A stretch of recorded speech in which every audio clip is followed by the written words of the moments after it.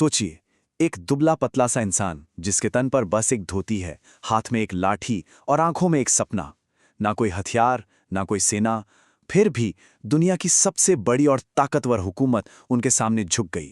ये कहानी सिर्फ एक इंसान की नहीं है, ये कहानी है एक विचार की, एक सोच की, जिसे हम सब महात्मा गांधी के नाम से जानते हैं। गांधी जी का ये एक वाक्य सच कहूं तो इस पूरी कहानी का सार है। ये उस शक्ति की बात करता है जिसके हथियार बम या बंदूकें नहीं, बल्कि सच्चाई और अहिंसा थे। तो यहाँ एक बहुत दिलचस्प सवाल खड़ा होता है ना?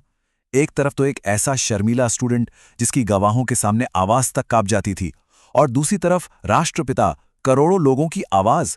आखिर ये बदलाव हुआ कैसे? यही तो है इस कहानी का सबसे असाधारण पहलू। चलिए इस सफर को बिल्कुल शुरुआत से समझते हैं, क्योंकि उनका शुरुआती जीवन और उनकी पढ़ाई यही वो नींव थी जिस पर आगे चलकर महात्मा की इमारत खड़ी हुई। तो देखिए, 2 अक्टूबर 1969 को गुजरात के पोरबंदर में उनका जन्म हुआ। बिल्कुल एक आम जिंदगी। 13 साल की उम्र में शादी हो गई और फिर 18 साल की उम्र में वो कानून की पढ़ाई के लिए लंदन चले गए, जो उस जमाने में किसी भी होनहार भारतीय के लिए एक बहुत बड़ा सपना हुआ करता था। लेकिन लंदन से उनकी वापसी वैसी नहीं थी जैसी उन्होंने सोची थी। बंबई में उनकी वकालत बिल्कुल नहीं चली। वजह, वो गवाहों के सामने बोलने में बहुत झिझकते थे, और शायद यही नाकामी जरूरी थी, क्योंकि इसी ने उन्हें उस सफर पर भेजा जिसने उनकी और भारत दोनों की किस्मत बदल दी। और वो सफर था दक्षिण अफ्रीका का। आप कह सकते हैं कि यही वो भट्टी थी जहां मोहनदास नाम का एक वकील एक क्रांतिकारी विचारक बनकर निकला। साल था 1893। 23 साल के गांधी जी एक भारतीय व्यापारी का केस लड़ने दक्षिण अफ्रीका पहुंचे। उन्होंने प्रिटोरिया जाने के लिए ट्रेन का फर्स्ट क्लास टिकट खरीदा, ये सोचकर कि वो भी तो ब्रिटिश साम्राज्य के ही नागरिक हैं। लेकिन उस एक रात ने सब कुछ बदल दिया। सिर्फ उनके रंग की वजह से उन्हें फर्स्ट क्लास डिब्बे से निकालकर बाहर फेंक दिया गया। ये सिर्फ एक बेइज्जती नहीं थी, ये एक ऐसा गहरा जख्म था जिसने उनकी आत्मा को झकझोर कर रख दिया। सोचिए, उस कड़कड़ाती ठंड में, उस सुनसान स्टेशन पर बैठे हुए उन्होंने एक फैसला किया। क्या इस जुल्म को सहकर घर वापस लौट जाएं या यहीं रहकर इसके खिलाफ आवाज उठाएं? उनके उस एक फैसले ने दुनिया का इतिहास बदलना था। और उसी रात एक नए हथियार ने जन्म लिया, सत्याग्रह, यानी सत्य के लिए आग्रह। ये कोई कमजोरों का हथियार नहीं था, बल्कि एक सक्रिय आत्मबल था। इसका मकसद था नफरत का सामना सच्चाई और प्यार से करना। फिर उन्होंने अगले 21 साल दक्षिण अफ्रीका में गुजारे। अपने इस नए हथियार को आजमाया, उसे और धारदार बनाया। उन्होंने वहां भारतीयों को एकजुट किया, भेदभाव के खिलाफ आवाज उठाई, कई बार जेल भी गए और आखिरकार 1914 में एक बड़ी जीत हासिल की। उन्होंने ये साबित कर दिया था कि सत्याग्रह काम करता है। 1915 में जब वो भारत लौटे तो अपने साथ एक ऐसा विचार लेकर आए जो एक पूरे साम्राज्य को चुनौती दे सकता था। और इस विचार की असली परीक्षा होनी थी भारत के पूर्वी हिस्से में, जहां अंग्रेजों का जुल्म अपनी जड़ों तक फैला हुआ था। भारत में उनकी पहली बड़ी परीक्षा हुई 1917 में बिहार के चंपारण में। वहां नील की खेती करने वाले किसानों की हालत गुलामों से भी बदतर थी। गांधी जी ने उन सबको एकजुट किया और बिना कोई हिंसा किए ब्रिटिश बागान मालिकों को झुकने पर मजबूर कर दिया। ये भारत में सत्याग्रह की पहली बहुत बड़ी जीत थी। और जानते हैं, यही चंपारण की जमीन पर लोगों ने उन्हें प्यार से बापू कहना शुरू किया। उनका समर्पण कितना गहरा था, ये इस एक बात से पता चलता है। जब उन्होंने ओडिशा में भयानक गरीबी देखी तो उनका दिल पिघल गया। उन्होंने उसी पल अपने विदेशी कपड़े हमेशा के लिए छोड़ दिए और एक साधारण धोती अपना ली, ताकि वो भारत के सबसे गरीब इंसान से खुद को जोड़ सकें। चंपारण की उस जीत के बाद तो जैसे पूरे पूर्वी भारत में एक लहर सी दौड़ गई। झारखंड के आदिवासी ताना भगत उनके अनुयायी बन गए।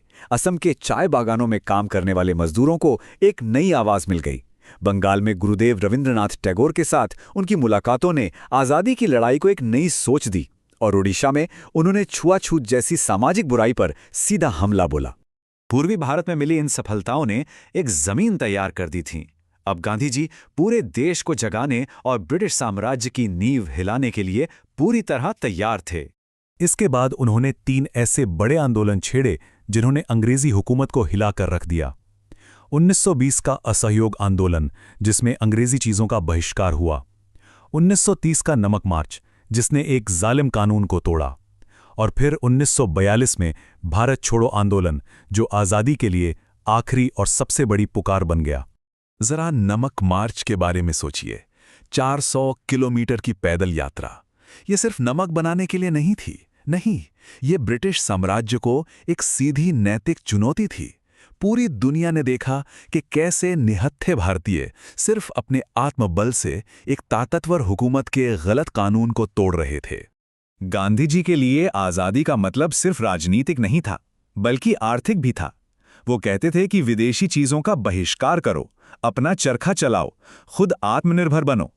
उनका मानना था कि असली स्वराज तभी आएगा जब हम आर्थिक रूप से आज़ाद होंगे। दशकों के संघर्ष के बाद आखिरकार आज़ादी की सुबह करीब थी, लेकिन ये वो सुबह नहीं थी जिसका गांधी जी ने सपना देखा था। 15 अगस्त 1947 भारत आज़ाद हो गया, लेकिन इस आज़ादी की एक बहुत भारी कीमत चुकानी पड़ी। देश का बंटवारा हो गया भारत और पाकिस्तान में, और इसके साथ ही शुरू हुआ हिंसा और नफरत का एक ऐसा दौर जिसकी किसी ने कल्पना भी नहीं की थी। जिस दिन पूरा देश आज़ादी का जश्न मना रहा था, पता है गांधी जी कहाँ थे? वो बंगाल के उन गांवों में नंगे पांव घूम रहे थे जहां दंगे भड़के हुए थे, शांति की भीख मांग रहे थे। उन्होंने दिल्ली में अनशन किया, हिंदुओं और मुसलमानों से एक साथ शांति से रहने की अपील की। और फिर 30 जनवरी 1948 की वो शाम आई जब वो एक प्रार्थना सभा के लिए जा रहे थे तो एक चरमपंथी ने गोलियां चलाकर उनकी हत्या कर दी। उनके आखिरी शब्द थे, हे राम। देखिए, जिस इंसान ने अपनी पूरी जिंदगी अहिंसा के लिए लगा दी, उसका अंत हिंसा से हुआ। गांधी जी हमारे लिए एक विचार छोड़कर गए जो आज भी उतना ही सच है। वो ये कि एक अकेला इंसान भी अगर सच्चाई और अहिंसा के रास्ते पर चले तो पूरी दुनिया को बदल सकता है।